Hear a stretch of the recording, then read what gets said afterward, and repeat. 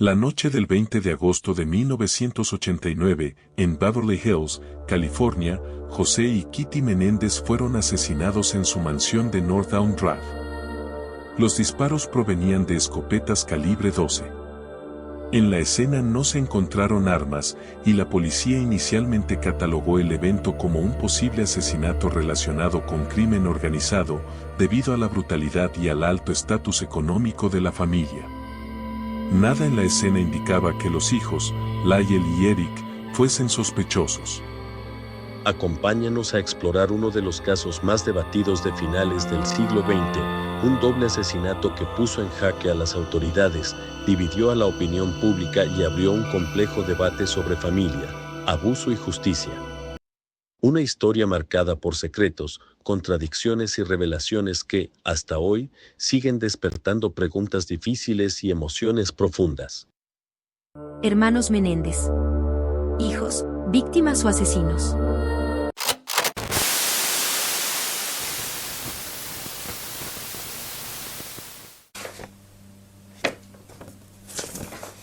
Algunas escenas de este programa han sido recreadas. José Enrique Menéndez nació en La Habana, Cuba, en 1944, en el seno de una familia acomodada. Tras la Revolución Cubana, emigró a Estados Unidos siendo adolescente, estableciéndose primero en Nueva York. Su historia fue frecuentemente presentada como la del inmigrante que logra el sueño americano.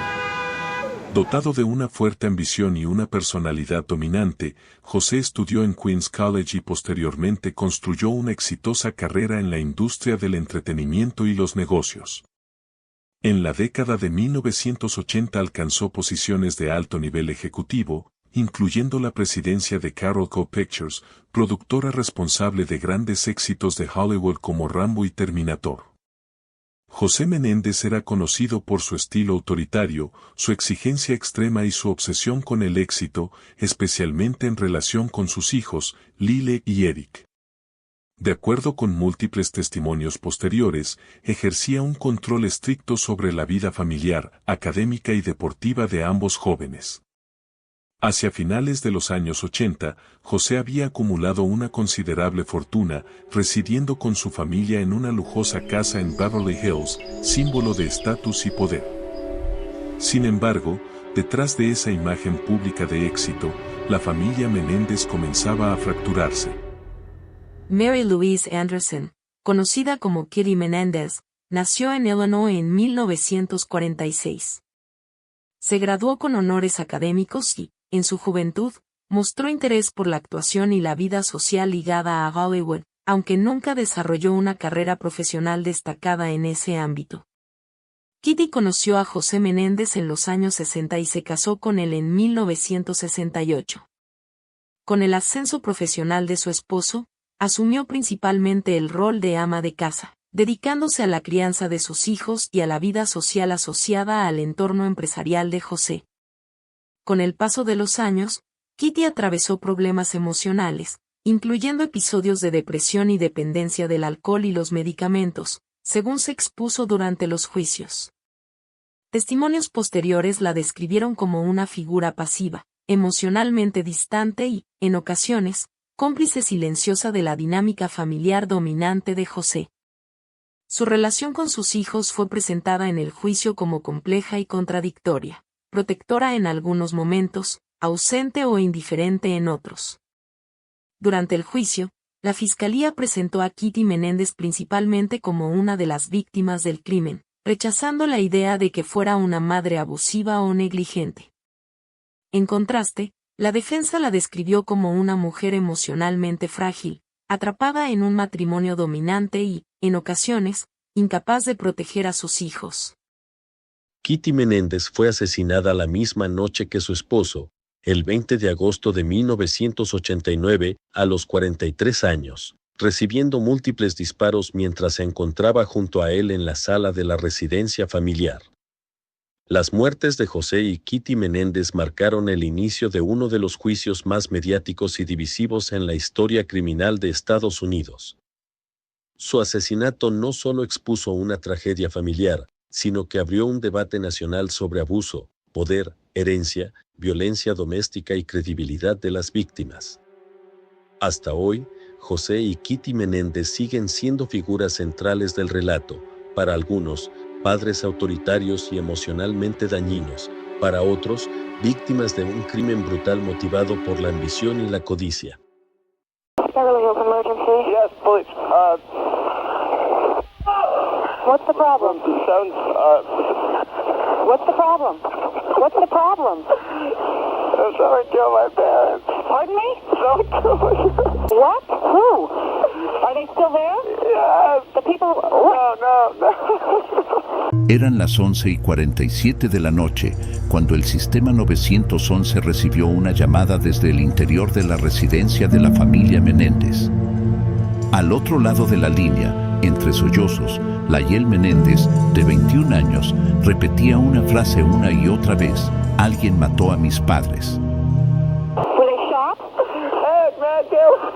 Were they shot? Yes. They were shot? Yes. 102 response, 722 North Elmore. What happened? Patrullas del Beverly Hills Police Department llegaron minutos después a la residencia de North Elm Drive. Los agentes encontraron a José y Kitty Menéndez muertos en la sala de televisión. Ambos presentaban múltiples impactos de escopeta a corta distancia. La escena era extremadamente violenta, paredes, muebles y el sofá estaban cubiertos de sangre. Desde el punto de vista forense, las primeras observaciones fueron claras y consistentes. En la escena no había indicios de robo, joyas, dinero en efectivo y otros objetos de valor permanecían intactos. Tampoco se detectaron signos evidentes de entrada forzada, lo que descartaba un asalto oportunista o improvisado. La violencia extrema del ataque fue un elemento determinante. La cantidad de disparos, el tipo de arma utilizada y la cercanía de los impactos sugerían un acto de ejecución, motivado por ira o intención deliberada, no por un robo común. En el lugar se recuperaron cartuchos de escopeta, un dato relevante que indicaba el uso de un arma de alto poder destructivo, poco habitual en delitos patrimoniales. Con base en estos elementos, la hipótesis inicial de los investigadores apuntó a un ataque tipo mob hit, es decir, un ajuste de cuentas. José Menéndez era un ejecutivo de alto nivel en la industria del entretenimiento, con una posición de poder y recursos económicos significativos. En ese contexto, se consideró la posibilidad de conflictos profesionales o vínculos indirectos con el crimen organizado. Es importante subrayar que, en esta fase temprana de la investigación, Layel y Eric Menéndez no fueron considerados sospechosos. Tras el crimen, los hermanos Menéndez fueron entrevistados por separado esa misma noche. Ambos declararon que habían salido al cine y que, al regresar a casa, encontraron a sus padres muertos. Los investigadores observaron que no presentaban manchas de sangre en la ropa, un detalle que resultó llamativo, aunque no fue considerado concluyente en ese momento. En los meses posteriores, Lyle y Eric llevaron un estilo de vida marcadamente distinto: compras costosas, autos de lujo y viajes frecuentes. En su momento, estos gastos no generaron consecuencias inmediatas, pero con el avance de la investigación, ese comportamiento sería reinterpretado como potencialmente sospechoso. Desde el punto de vista forense e investigativo, estas compras se realizaron apenas unos meses después del asesinato, mientras la policía todavía recopilaba evidencias y analizaba la escena. Más adelante, la Fiscalía presentó estos gastos como parte de un patrón de codicia, argumentando que los hermanos buscaban sostener un estilo de vida lujoso financiado con la herencia de sus padres. Aunque en ese momento estas adquisiciones no fueron inmediatamente señaladas como sospechosas, la combinación de la violencia extrema del crimen y este comportamiento financiero captó la atención de los investigadores, marcando un elemento clave en la reconstrucción del caso. Desde una perspectiva psicológica, la infancia de Lyle y Eric Menéndez se desarrolló en un entorno de control rígido y exigencia constante. José Menéndez ejercía una autoridad dominante donde el afecto estaba condicionado al rendimiento y al cumplimiento de expectativas. Kitty Menéndez, emocionalmente inestable, alternaba entre la dependencia y el distanciamiento, generando un clima familiar impredecible. Para los hijos, esto significó crecer sin un espacio emocional seguro. Durante la adolescencia, Lyle adoptó mecanismos de defensa asociados al control y la confrontación, mientras Eric mostró rasgos de ansiedad, retraimiento y alta sensibilidad emocional. Ambos desarrollaron patrones de adaptación distintos, pero igualmente marcados por el miedo al fracaso y a la desaprobación. En este tipo de dinámicas, la presión prolongada, la falta de contención emocional y la imposibilidad de expresar conflictos suelen generar resentimiento acumulado, disociación emocional o conductas extremas. Estos factores no explican el crimen, pero sí ayudan a comprender el entramado psicológico que más tarde sería expuesto y debatido en el juicio. Tras el asesinato, la investigación avanzó sin un punto de apoyo claro. No hubo detenciones ni nombres señalados oficialmente. Durante ese periodo, los investigadores exploraron múltiples hipótesis, pero ninguna logró consolidarse. El caso permanecía abierto, activo y sin una explicación dominante. En la prensa, el crimen fue descrito como violento, desconcertante y difícil de encajar. Ocurrió en una de las zonas más exclusivas de Beverly Hills, aún así, parecía no dejar un rastro evidente. Los titulares planteaban preguntas, no conclusiones. Se hablaba de escenarios posibles, de causas externas, de un homicidio que no encajaba en los patrones habituales. Con el paso del tiempo, comenzaron a surgir señales de frustración pública. Algunos medios empezaron a preguntarse por qué el caso no avanzaba, pese a los recursos disponibles. Aún así, la historia seguía sin un eje definido. No había una versión dominante. No había un punto de quiebre. Hasta que ese punto llegó. En marzo de 1990, casi 7 meses después del asesinato de José y Kitty Menéndez, la investigación parecía estancada. No había arrestos. No había confesiones públicas. Entonces, surgió una pieza inesperada. La policía tuvo conocimiento de unas grabaciones realizadas durante las sesiones de terapia de Eric Menéndez con el psicólogo Jerome Osiel. En esas conversaciones, registradas por el propio terapeuta, Eric habría reconocido su participación en los homicidios. La existencia de la cinta salió a la luz a partir de la denuncia de Judolyn Smith, pareja sentimental de Osiel en ese momento, quien informó a las autoridades sobre su contenido. Aquella revelación rompió el silencio que había protegido a los hermanos durante meses. Lo que siguió no fue una detención inmediata, sino una batalla legal intensa. La defensa alegó el privilegio médico-paciente, un principio fundamental de la práctica clínica.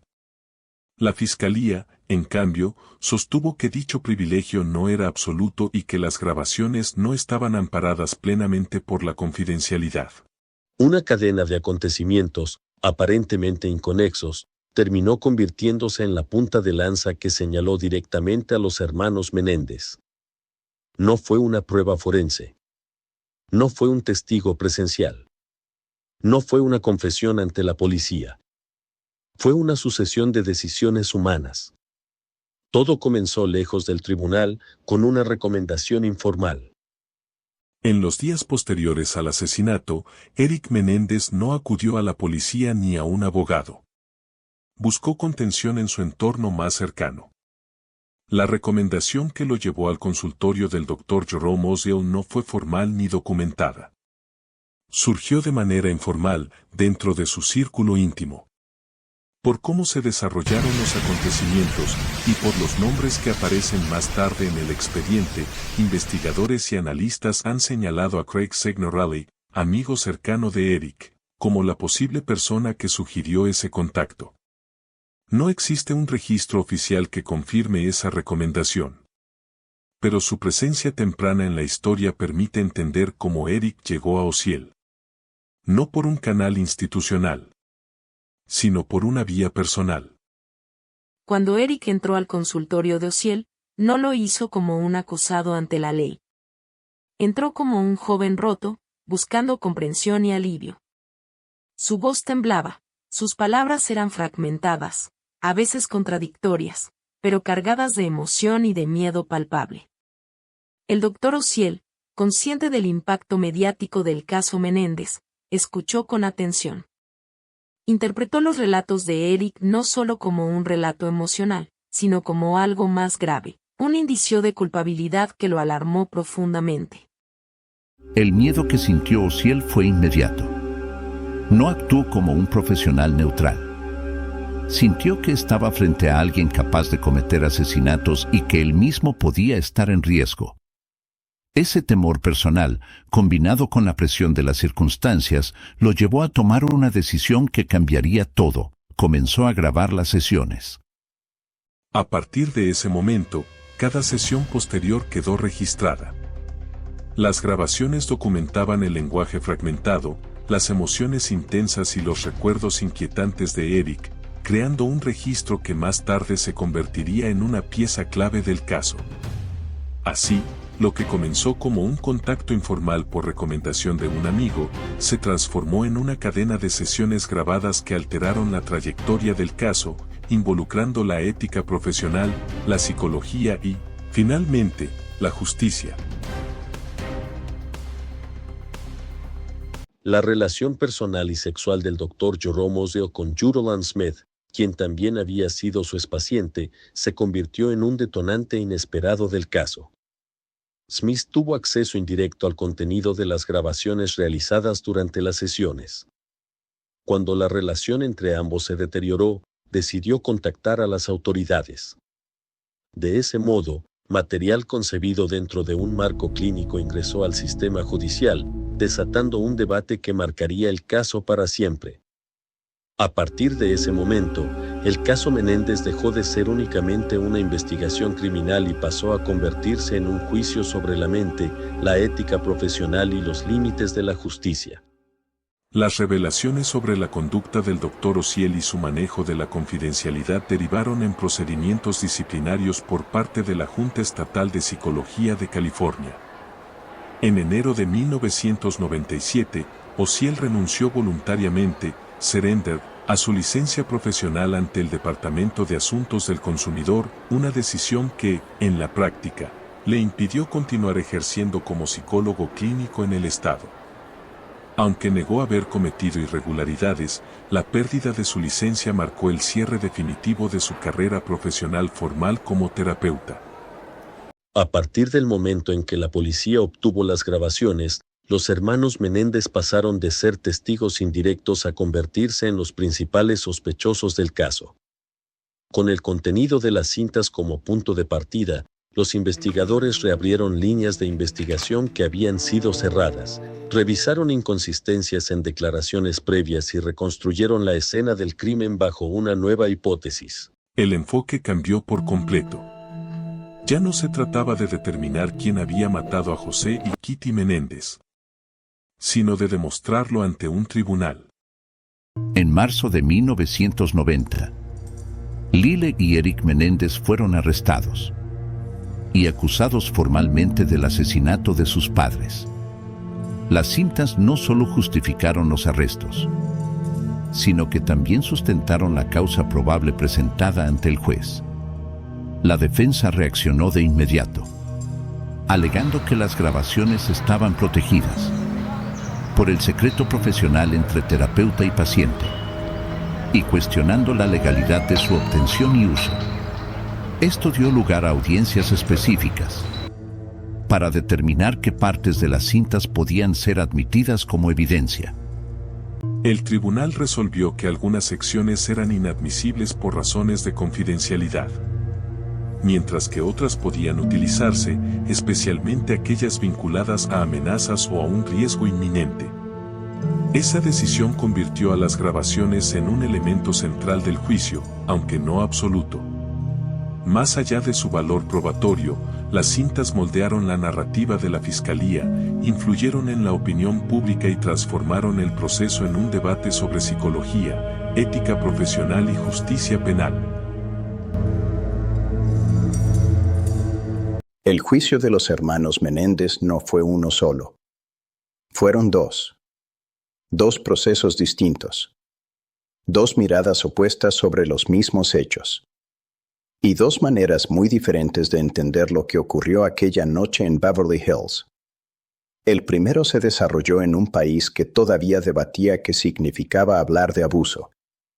El segundo, en uno que ya había tomado una posición. En el primero, las preguntas giraban en torno al pasado. En el segundo, alrededor del crimen. Mismos acusados. Mismo asesinato. Pero un escenario judicial completamente distinto. Para entender el destino final de Lyle y Eric Menéndez, no basta con analizar el veredicto. Hay que mirar ambos juicios. Porque entre uno y otro no solo cambió el proceso, cambió la historia. El primer juicio de los hermanos Menéndez comenzó en 1993 en un contexto judicial y social especialmente complejo. Lyle y Eric fueron juzgados por separado, cada uno ante un jurado distinto, aunque enfrentaban las mismas acusaciones. Durante el juicio, el tribunal escuchó extensos testimonios sobre la dinámica familiar. La defensa describió un hogar marcado por el control absoluto del padre, José Menéndez, el miedo constante y el abuso psicológico. El punto central del primer juicio fue la acusación de abuso sexual. Según la defensa, Eric Menéndez fue víctima de abusos sexuales reiterados por parte de su padre desde la infancia hasta la adolescencia. Eric declaró que estos actos ocurrieron bajo amenazas y manipulación, dentro de una relación de poder que le impedía pedir ayuda o denunciar. Lyle, por su parte, afirmó haber sufrido abusos similares en su niñez y haber descubierto más tarde que su hermano menor seguía siendo víctima de ellos. La defensa sostuvo que estos abusos formaban parte de un patrón prolongado de sometimiento y control. Expertos en psicología testificaron que este entorno habría generado una dependencia emocional profunda y un miedo constante, afectando la capacidad de los hermanos para percibir alternativas o escapar de la situación. La fiscalía argumentó que el crimen fue planificado y motivado por intereses económicos, y que las denuncias de abuso no justificaban el homicidio.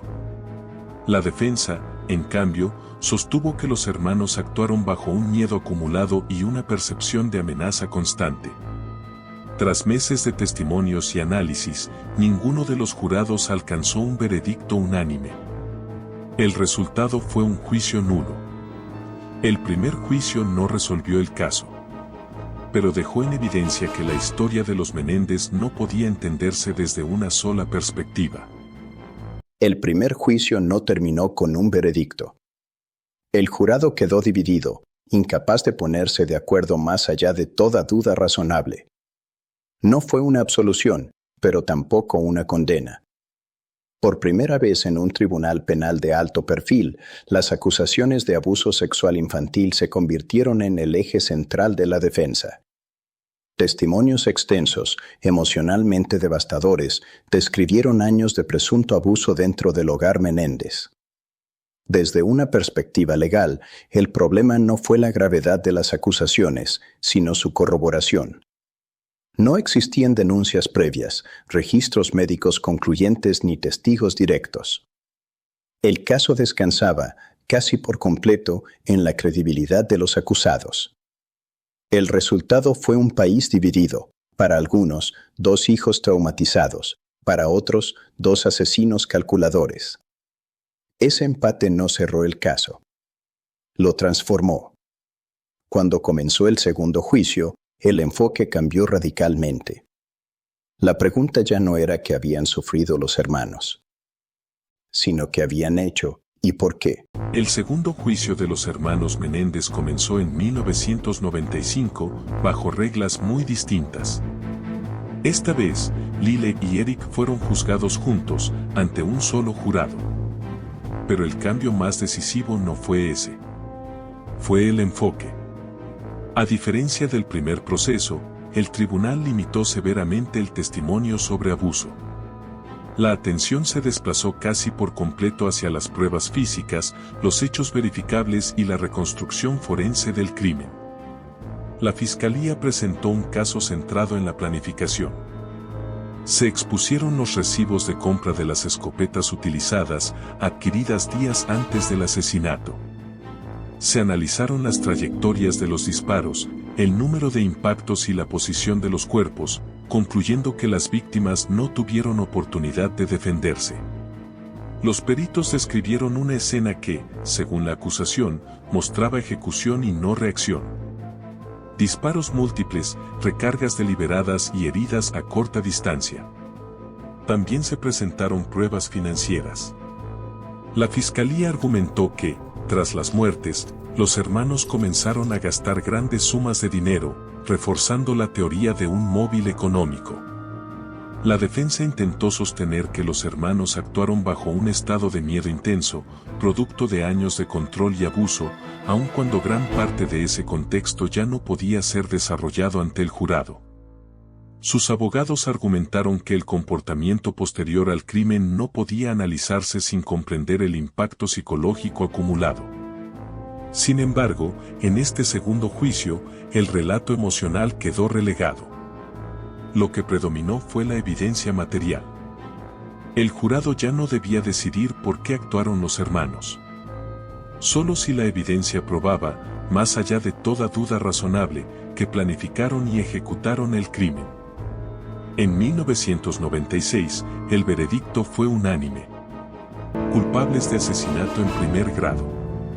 El segundo juicio no reinterpretó la historia. La cerró. Y con ello, selló el destino de Lyle y Eric Menéndez. El segundo juicio llegó a una conclusión clara y definitiva. Tras analizar la evidencia forense y deliberar bajo estándares legales más estrictos, el jurado emitió un veredicto unánime, culpables de asesinato en primer grado. El tribunal determinó que los homicidios fueron premeditados, deliberados y ejecutados sin justificación legal. Como consecuencia, Lyle y Eric Menéndez fueron condenados a cadena perpetua sin posibilidad de libertad condicional. Al dictar sentencia, el juez subrayó la naturaleza calculada del crimen y la irreversibilidad de la pérdida de 2 vidas. Reconoció los argumentos presentados durante el juicio, pero dejó claro que, conforme a la ley, no eran suficientes para mitigar la responsabilidad penal. Con esa decisión, el proceso judicial llegó a su fin.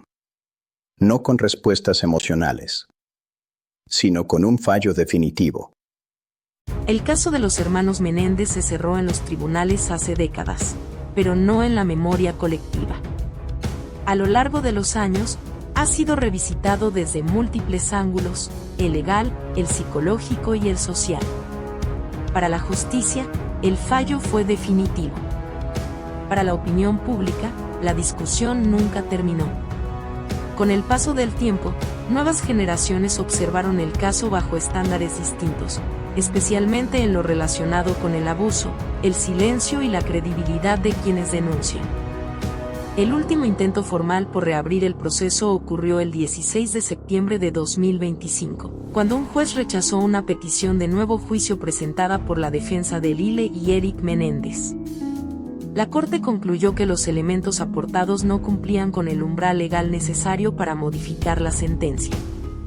La condena permaneció intacta. Pero el debate no. Porque este caso no solo plantea una pregunta jurídica, sino humana. ¿Hasta qué punto la verdad legal logra abarcar toda la verdad de una historia? Algunos casos terminan con un veredicto. Otros continúan, mientras la sociedad siga preguntándose si la justicia y la comprensión avanzan siempre al mismo ritmo. Y en el caso Menéndez, esa pregunta sigue abierta.